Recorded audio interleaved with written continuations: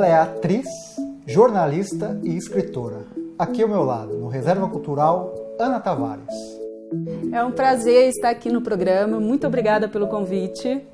Ana, é verdade que tudo começou com radionovela no rádio da sua família? Começou ainda na minha infância, no Pantanal. Eu sou de Bonito, Mato Grosso do Sul.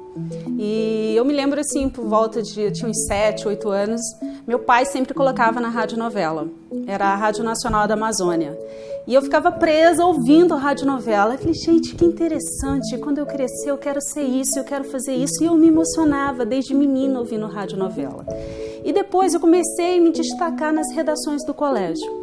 E assim, a professora pegava minhas redações e lia como exemplo para os demais alunos. Então, a minha carreira como artista, que eu não conhecia nada, não tinha influência de nada, veio do radionovela. Então, assim, quando eu perdi um dia sem radionovela, era como uma novela mesmo de televisão. Não tinha televisão em casa. Eu sou de uma família humilde, de 11 irmãos. Eu sou a do meio, tem 5 mais novos e 5 mais velhos. Então, eu cresci na lavoura, trabalhava na roça, em plantio. Então, tinha aquela hora da novela, 2 horas da tarde, que a gente ia para casa para almoçar e depois a gente ouvia a radionovela. Então, a minha inspiração como artista veio daí. E mais tarde eu saí de Bonito, vim para Campo Grande e depois eu vim para o Rio de Janeiro fazer teatro. Mas em casa eu não tinha livros, não tinha, como eu falei, não tinha televisão, não tinha eletricidade. Então era uma família muito humilde. E aí eu cheguei no Rio e falei, e agora? O que eu vou fazer? Aí eu comecei a fazer cursos de teatro livre e depois eu fui fazer a CAL, que é a Casa de Artes de Laranjeiras. E daí vieram Nelson Rodrigues, Plínio Marcos, Ibsen e vários outros autores. E foi dessa forma que eu entrei na arte. E quem que você escutava, assim, quem que eram os atores ou atrizes que eram referências para você, os seus ídolos, na radionovela? Não tenho assim, uma referência de atores, porque eram próprios apresentadores, locutores da Rádio Nacional da Amazônia, de Brasília. Então tinha a apresentadora que escrevia as radionovelas e os próprios locutores faziam os papéis, os personagens. Então não tenho assim, quem foi minha referência, quem eu ouvia. Até porque eu era muito menina, né? Então eu não lembro assim. Então assim, eu não tinha aquela noção assim de, eu vou ouvir quem é que está escrevendo, quem é que está atuando, para que isso siga de exemplo. Como eu não venho de uma família de artista, então não tem exemplo assim, entendeu? O que eu lembro é que meu pai também lia muito gibi. Só que a gente tinha uma tradição de que mulher não poderia ler gibi.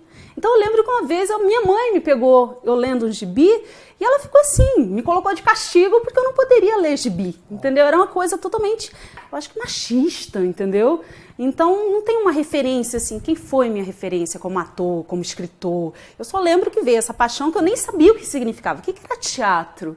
O que era isso? Eu não tinha noção disso, era uma coisa totalmente de dentro, né? Aquela coisa que batia ao ouvir. Então eu falei, quando eu crescer eu quero fazer isso. Mas fazer isso o quê? Como fazer isso? Apenas sentir que era aquilo que eu queria fazer. Então não tenho assim que eu possa te dizer uma referência de alguém. Era tudo de intuição daquilo, né? Então foi isso que aconteceu. O seu ingresso na escrita foi a partir de uma experiência traumática que foi a perda da sua mãe, né? Você se refugiou na escrita. Conta como que foi esse processo já quando adolescente, foi isso? E foi um choque muito grande. Minha mãe tinha 40 anos de idade, grávida do 12º filho. Então a gente esperava um filho em casa, uma criança, chegada de uma criança. E minha mãe veio falecer junto com o bebê. Então foi um choque muito grande para uma menina de 15 anos, sendo que os 5 irmãos mais velhos já eram casados e eu era a mais velha dentro de casa, e ver a responsabilidade de assumir 5 irmãos mais novos. Então eu tive que amadurecer muito cedo. Com 15 anos você ser responsável por uma casa e mais 5 irmãos. E tinha que trabalhar na roça mesmo. Então tinha colheita de algodão, colheita de banana, de café, de milho. E tinha ir para a roça todos os dias e voltar para casa. No domingo lavar roupa de 6 pessoas, lavava no rio, na escova, não existia máquina de lavar, era tudo na escova mesmo, era um serviço muito árduo. E no tempo que eu tinha, aquela dor da perda e não ter com quem contar, eu comecei a escrever. Mas não era um escrito assim, você escrevia sobre as pessoas do Pantanal ou sobre a sua vida. Não. Eu tinha inspiração e eu criava personagens. Personagens protagonistas, os secundários. E aí eu comecei a contar para os meus irmãos os personagens que eu criava. Então a gente ia trabalhar na lavoura e o tempo que a gente estava trabalhando, eu ia narrando as histórias, vivendo os personagens, tanto do homem quanto da mulher. E meus irmãos, assim, eles traziam a trilha sonora, entendeu? Eu trazia a trilha sonora para os personagens. Então era divertido, passava o tempo e a gente, então era quase um você decide. Chegava no final assim, esse personagem morre, esse personagem continua, esse personagem casa, tem filhos. Então foi assim. E mais tarde eu passei a contar a história para as pessoas que trabalhavam na fazenda próxima. Eu sentava e eles ficavam ouvindo as minhas histórias que eu criava. Dessa época, eu não tenho textos escritos. Eu só tenho um único texto, que eu escrevia tudo à mão, um único caderno que eu tenho escrito. O resto eu perdi tudo, entendeu? E meu pai, assim, como não tinha aquela noção do artista, eu escrevia e escondia do meu pai os textos. E eu lembro que escondia debaixo do colchão com medo dele ler os personagens. E eu colocava nomes, assim, absurdos. Geocastra, tudo nomes diferentes. E meu pai pegou meu texto e leu. E aí ele me falou, filha, você tem um grande talento para escrita. E eu vou passar a comprar cadernos e canetas para você. Mas não coloca esses nomes difíceis nos personagens. Seus personagens podem se chamar Maria, João, é mais fácil. E a partir daí eu optei, quase todos os meus textos têm uma Maria. Você está falando de talento para escrita?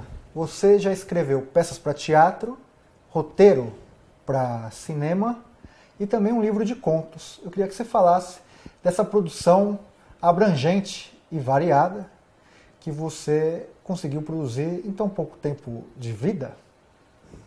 O meu livro de contos, Turbulências, são 23 contos que eu escrevi dos 18 aos 26 anos de idade. E aí eu juntei todos os contos e fiz um livro totalmente independente. Eu corri atrás de editoras, mas é complicado quando você ainda não é conhecida do grande público para uma editora abraçar o seu projeto e levar adiante. E aí eu decidi fazer independente. Procurei o Tavinho Paz, que é um poeta no Rio de Janeiro, um grande artista. Falei, Tavinho, olha só, eu tô com os contos, tem como você me ajudar? Ele falou, claro, me manda. Então todo o formato do livro, design, tudo foi todo criado pelo Tavinho Paz.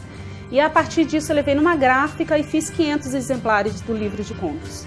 E comecei a vender para os amigos, e um pede, outro presenteava, e assim nasceu o livro de contos Turbulências.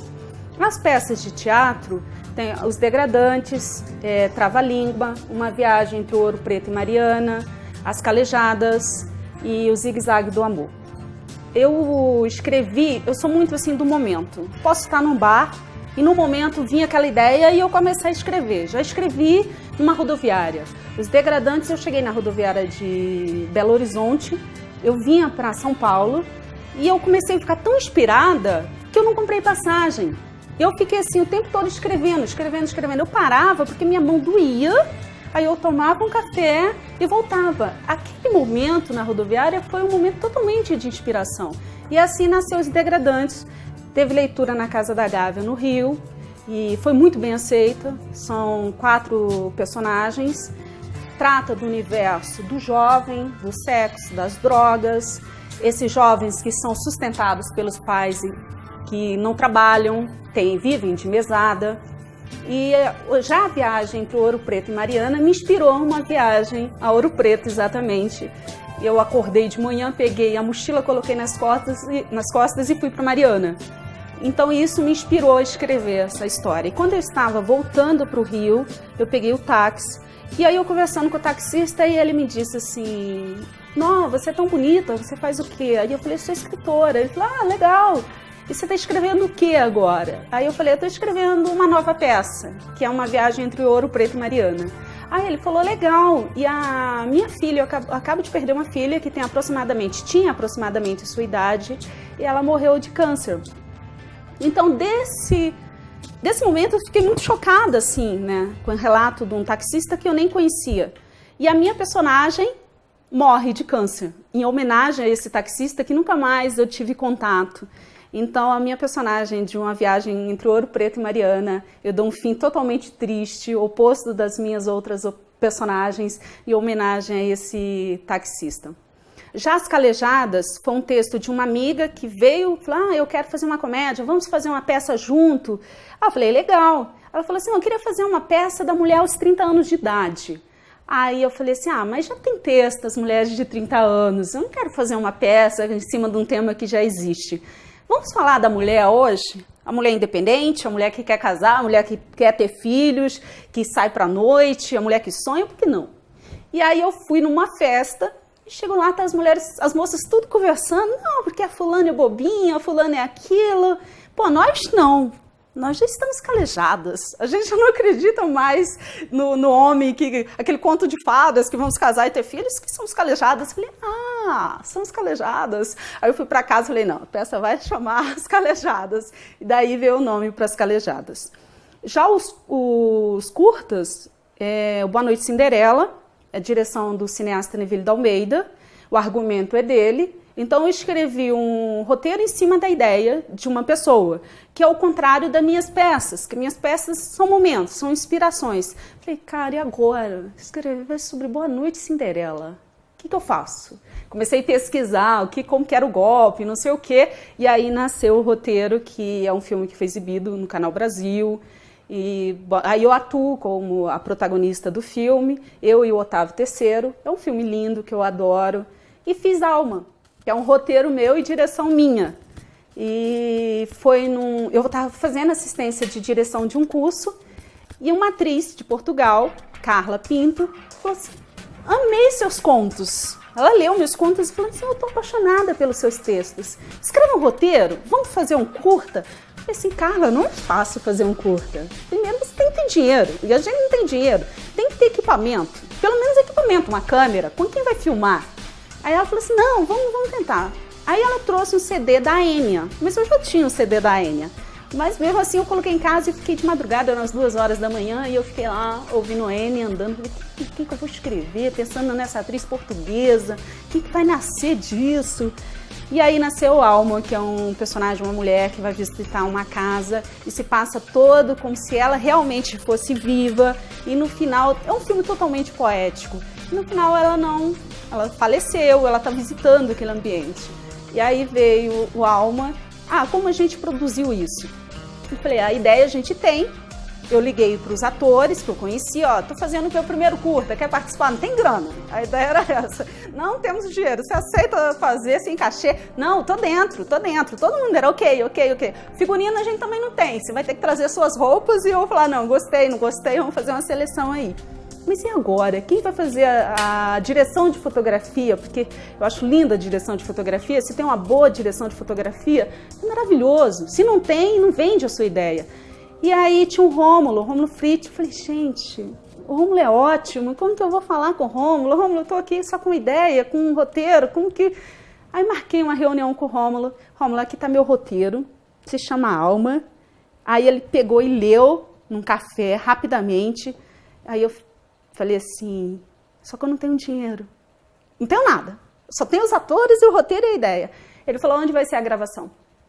Aí eu falei, lá na Ilha da Gigoia, e a gente vai gravar lá. Ele falou, quando vai ser? Eu falei, eu queria gravar esse final de semana.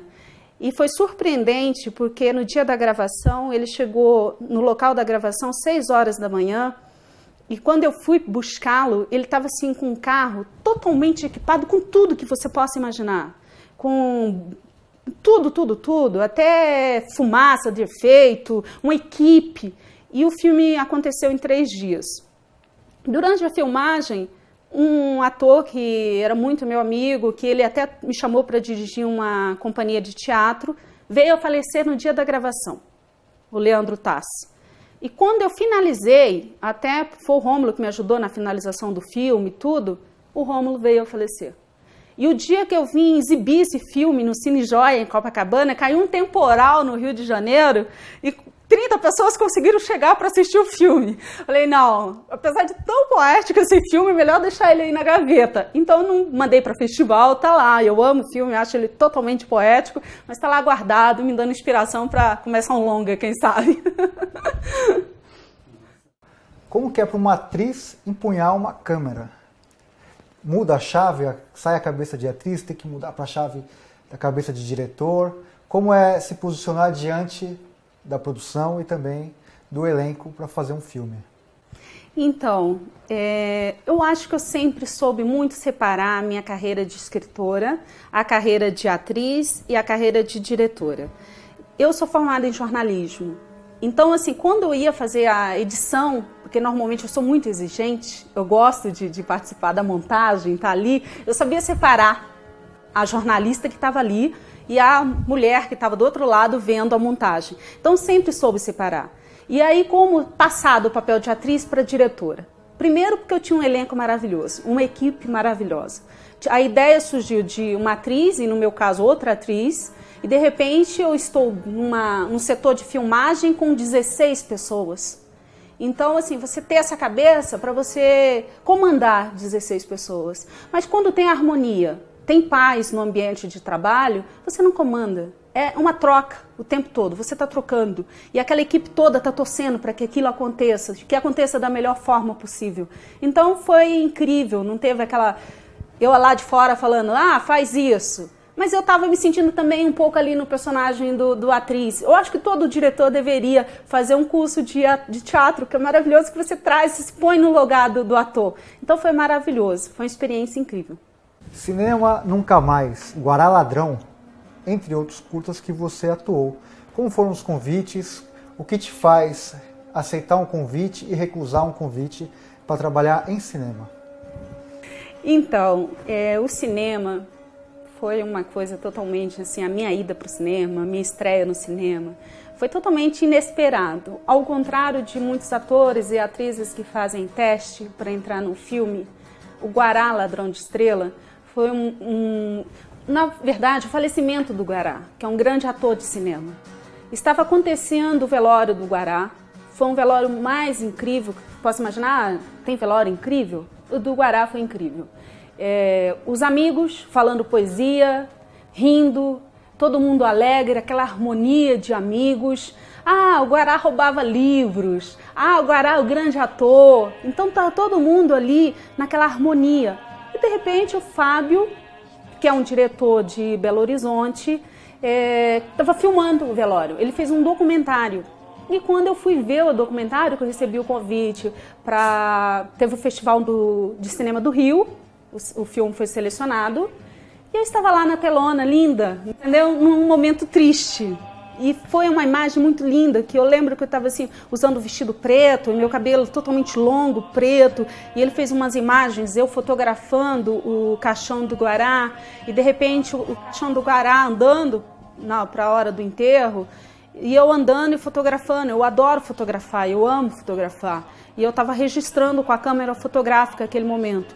E aí tem uma imagem que eu ando na frente do caixão, e aí o Neville, Ana, e eu viro, assim, ele colocou essa imagem bem em câmera lenta, ficou uma imagem linda, do momento triste, mas que foi registrado um momento de amigos se despedindo de um grande ator. Então a minha ida para o cinema foi a partir desse momento totalmente inesperado.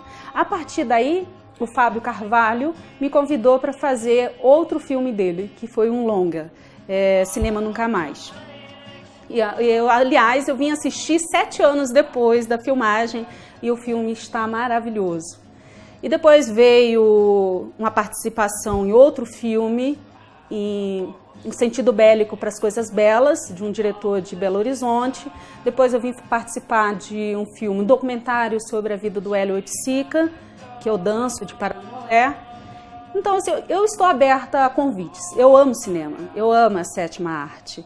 Mas sempre é um bom roteiro. Também o diretor. Sempre, quem está dirigindo? Claro que a gente deve dar oportunidade para os novos diretores, porque às vezes os atores têm um preconceito. Quem está começando tem nome, não tem nome, entendeu? Claro que se você vai e pega um grande diretor que já tem uma carreira, você vai mais seguro. Mas se você recebe um roteiro de um diretor jovem, se o roteiro tem um bom roteiro, um bom argumento, por que não abraçar essa causa, entendeu? Por que não ir a fundo? Então eu estou aberta a convites para o cinema, que é uma arte que eu sou apaixonada. Você faz parte da companhia Os Surreais. Queria que você falasse também deste trabalho.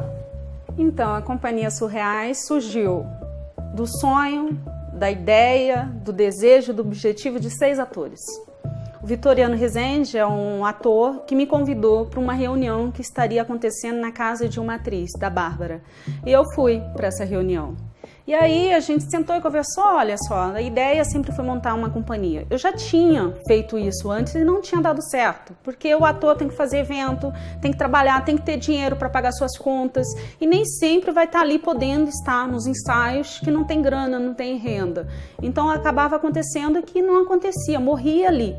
E aí a gente teve essa reunião, daí surgiu a ideia, como que vai se chamar a companhia? Como que vai? São todos atores de fora, ninguém do Rio. É do Pantanal, é do Sul, é do Belo Horizonte. E aí, pô, por que não os surreais? Bom, os surreais, mas que a gente quer que seja real, né? Não seja só o nome. E aí, vamos trabalhar em cima de improviso? Como que a gente vai fazer? Como que a gente vai montar a primeira peça?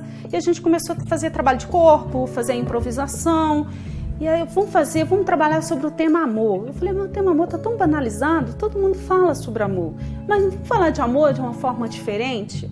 Eu falei, mas diferente? Diferente como, né? Se tá falando de amor, é amor. E... Não, então vamos falar de amor. Então vamos fazer o seguinte, 6 atores, cada um vai para casa, conta as suas experiências amorosas, conta as experiências amorosas dos amigos e traz pra roda e a gente faz o jogo da verdade, senta ali na frente e começa várias perguntas e vamos fazer a partir daí. E eu fiquei responsável de fazer o esqueleto, montar a peça, a partir dos textos que os atores traziam. Mas não virou nada, porque cada um pensava de uma forma. Eu penso azul, outro pensa amarelo, e para juntar isso, para fazer uma cor só, não dava. Ou várias cores, não funcionou. Falei, gente, isso não vai funcionar. Um escreve de uma forma poeta, outro escreve dramático, como que eu vou amarrar essa história toda? Aí eu falei, então faz o seguinte, vamos trabalhar em cima de improvisação, eu faço anotações, vou para casa e amarro o texto, e a gente vai lendo e vai mudando e vai vendo como que vai ficar. Isso foi uma peça totalmente oposta do que eu já vinha escrevendo, né? E aí, do que eu tinha escrito.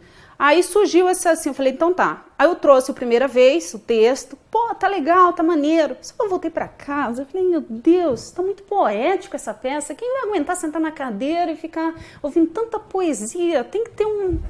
Falei, galera, não tá legal, posso mudar? Pode. Aí eu fui pra casa, reescrevi tudo, trouxe de novo. Aí eu falei, olha só, se a gente tá se falando sobre o amor, por que não o zigue-zague do amor? Hoje os relacionamentos começam da mesma forma, com a mesma velocidade que o casamento termina. É tudo muito, muito rápido. Tudo... Ah, fulano separou.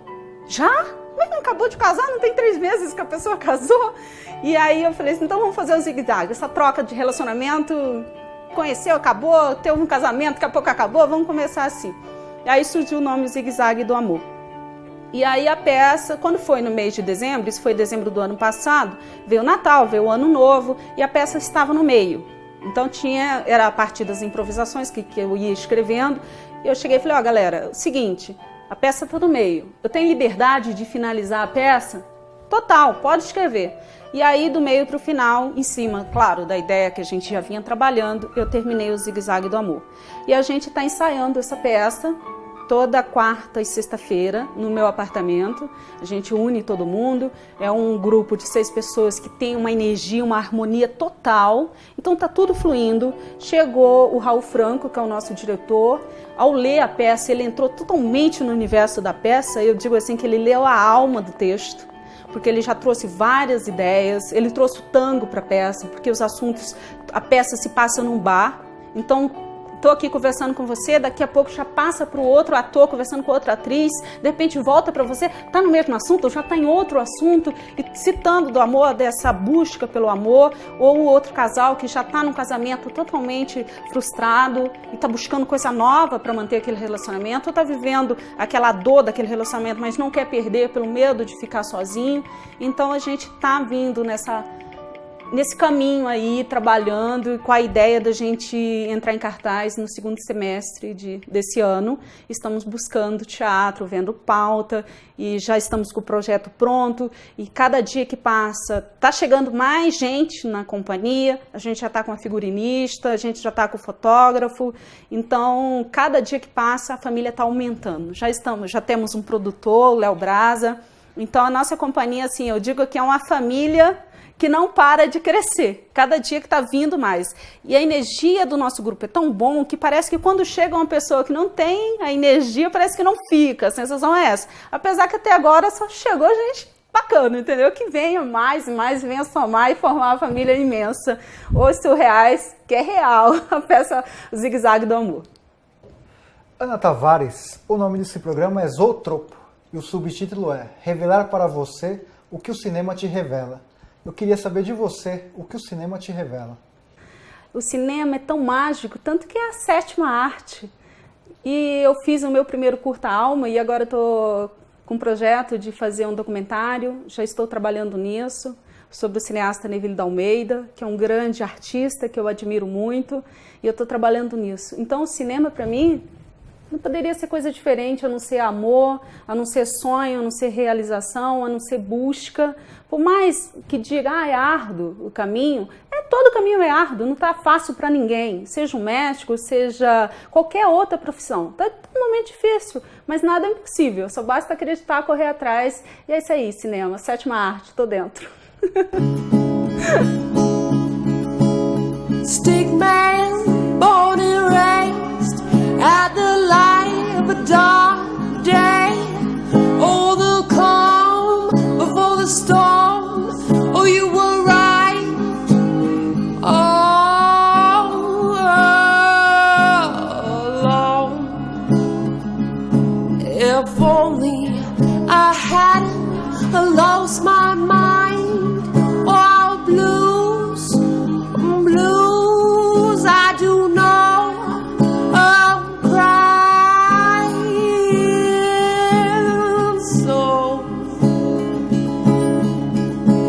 Stick man, he bared his stick hand along with his stick dog and stick friend. But I wanna know, at what age did you start drawing stick men? Oh, you were right. Oh.